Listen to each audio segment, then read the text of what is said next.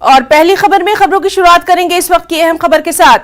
اسلام آباد high court سے راحت ملنے کے بعد عمران خان نے بین الاقوامی میڈیا سے بات کرتے ہوئے پاکستان کی فوج کو شدید تنقید کا نشانہ بنایا ہے۔ عمران خان نے کہا فوج میں کوئی جمہوریت نہیں ہے، صرف ایک شخص آرمی چیف کی ایما پر یہ سب کچھ ہو رہا ہے۔ Not the security agency, it's one man, the army chief. There's no democracy in that, in the army.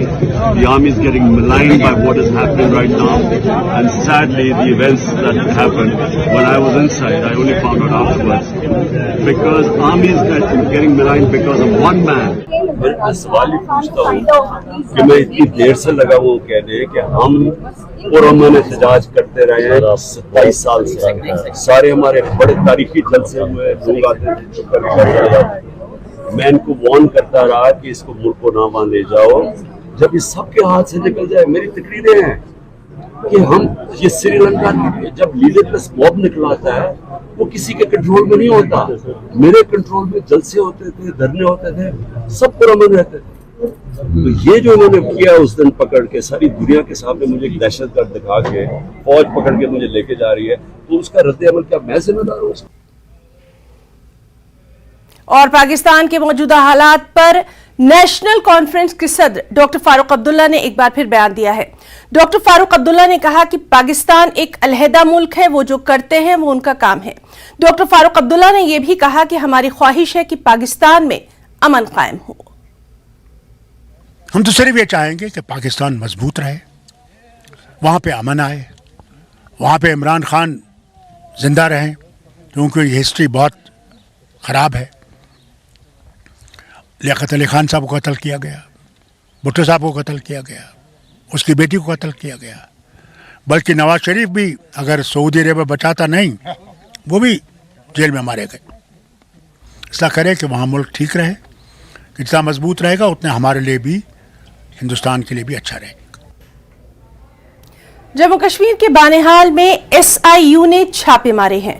Ramban police کے ساتھ مل کر بانہال اور رامسو کے علاقوں میں متعدد مقامات پر چھاپے ماری کی گئی ہے۔ اوور گراؤنڈ ورکرز کی مختلف جگہوں پر 7 مکانات پر یہ چھاپے ماری کی گئی ہے۔ ملیٹنٹوں کے رشتہ داروں اور ہمدردوں کے گھروں پر بھی چھاپے ماری کی گئی ہے۔ ایس آئی یو نے بڑی مقدار میں قابل اعتراض ڈیجیٹل مواد برآمد ہونے کا دعویٰ کیا ہے۔